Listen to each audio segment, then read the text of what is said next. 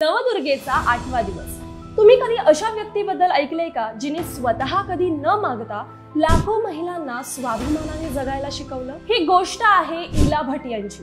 त्या एक वकील होत्या, पण त्यांच्या मनात फक्त कायद्यातच नव्हे तर समाजाच्या बदलाचंही स्वप्न होतं। त्यामुळे 1972 साली त्यांनी सुरू केली एक ऐतिहासिक चळवळ, ती म्हणजे सेवा नावाची, म्हणजेच सेल्फ एम्प्लॉयड विमेन्स असोसिएशन। कारण त्या काळात लाखो महिलांना बाजारात, घरांमध्ये, रस्त्यांवर फेरीवाल्या, कारागीर, कामगार म्हणून काम करत होत्या, पण कोणतीही ओळख नव्हती, ना हक्क ना सुरक्षा होत्या।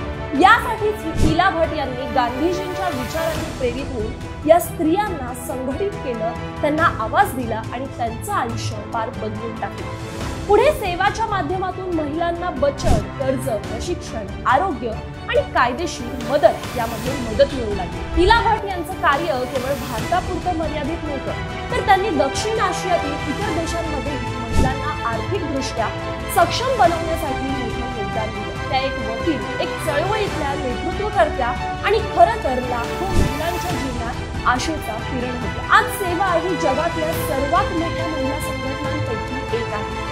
लाखो महिला आपल्या कष्टाचं योग्य मूल्य मिळवतात। त्यामुळे इला भट यांचं काम हे केवळ सामाजिकच नव्हे तर एक वैचारिक क्रांती होती, जी अजूनही जगभर प्रेरणा देते।